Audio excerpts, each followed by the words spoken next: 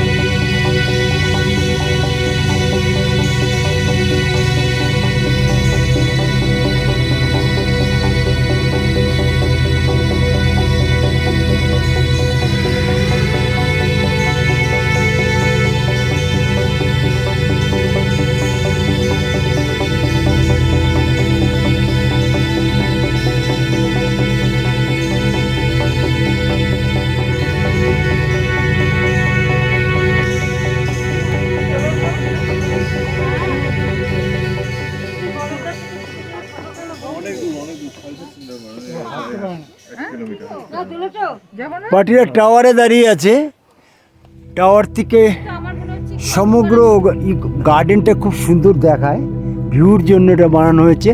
এখন আমাদের সাথীরা সব যাচ্ছে টাওয়ারে ভিউ দেখতে।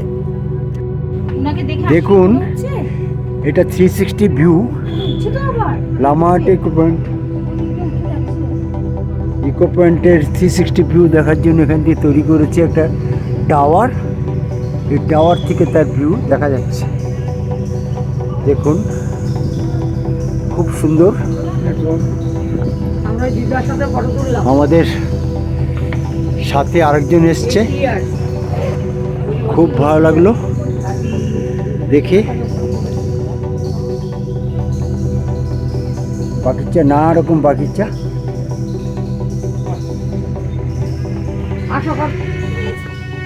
আমরা হোলি পয়েন্টের দিকে আগাচ্ছি। এই পাহাড় বেয়ে এর পিছনে আরও সাথীরা আসছে, সব সোটা ফোটা খুলে ফেলেছে, গরম লাগছে মনে হচ্ছে। হ্যাঁ গরম লাগছে, কেননা সত্যি কথা। হ্যাঁ কোমরের চাদর পরে নিয়েছে একজন, কোনো ব্যাপার নেই, আমরা প্রায় পৌঁছে গেছি, একদম সামনে চলে এসছে, বেশি আর দূর নেই। আমাদের মিশন মনে হয় সাকসেস হতে চলেছে, আর কিছুক্ষণ পরেই পৌঁছে যাব আমরা সেই না বহু আকাঙ্ক্ষিত হোলি ম্যাডাম। আহা হা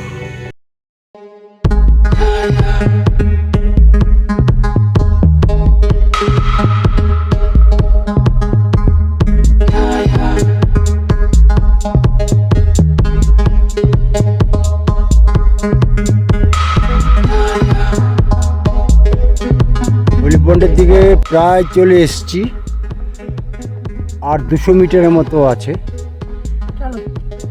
অনেক কষ্ট করে ঠাকুরের নাম নিতে সাথে আগাচ্ছে। সেই পবিত্র হোলি পয়েন্টে এসে গেছি, কিন্তু এত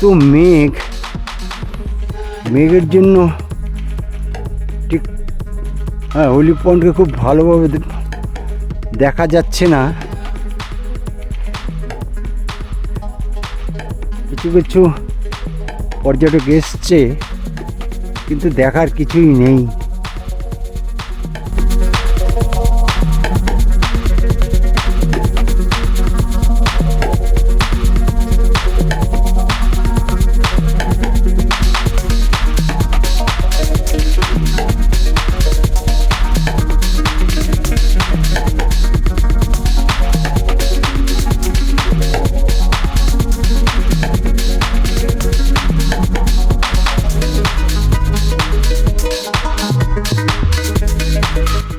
উলিপন্ডের পাশেই এই গহন জঙ্গল, বড় বড় পাইনের ছায়া, এবং বিশেষ করে বাদলের জন্য এমনভাবে ঘিরে রেখেছে কুয়াশা, যার জন্য কিছুই দেখা যাচ্ছে না।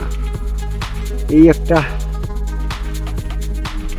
দেখতে ভালো লাগছে, কিন্তু কিছু কিছু জিনিস পরিষ্কারভাবে দেখতে পাচ্ছি না। এটা একটা বড় অসুবিধার ব্যাপার হয়ে গেল।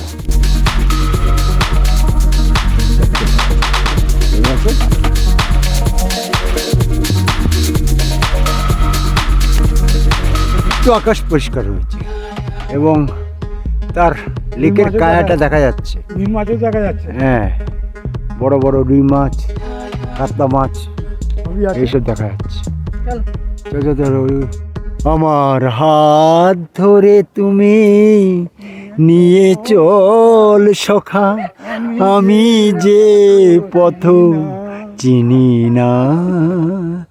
আমার হাত ধরে তুমি নিয়ে চল সখা, আমি যে পথ চিনি না।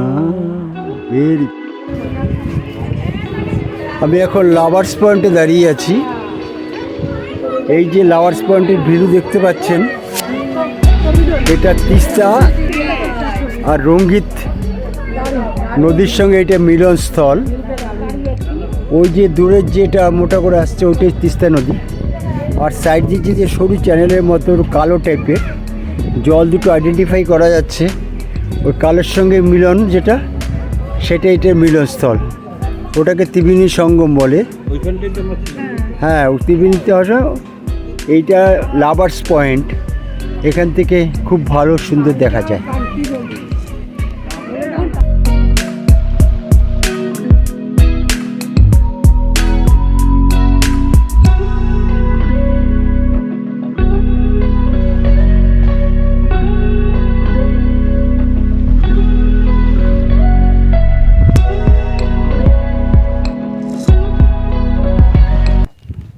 এটা লেপচু টি বাগান। এই টি বাগানটা অনেক বড়, সবচেয়ে বড় গার্ডেন, প্রায় 3 কিলোমিটার ব্যাপ্ত। 3 কিলোমিটার ব্যাপ্ত এই টি গার্ডেন। হ্যাঁ, যেদিকেই যাচ্ছে খালি বাগান আর বাগান। তার মধ্যে আমাদের সাথীরা সবাই গাছের পাতা তুলছে, ওরা দেখলে ছাড়বে না। এবং চারিদিকেই বাগান, চারিদিকেই বাগান, চারিদিকেই বাগান দেখা যায়। আচ্ছা ঠিক আছে, আমি তো তুলেছি। সুন্দর সুন্দর সুন্দর, ফাইন ফাইন ফাইন।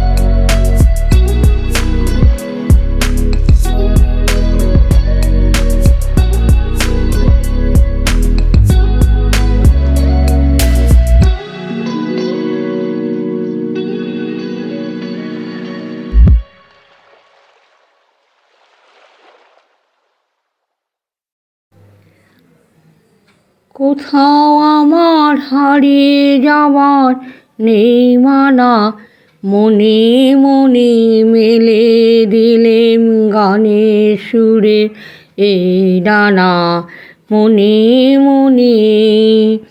কোথাও আমার হারিয়ে যাওয়া নেই মানা, মনে মনে মেলে দিলেম গানের সুরের এই ডানা, মনে মনে।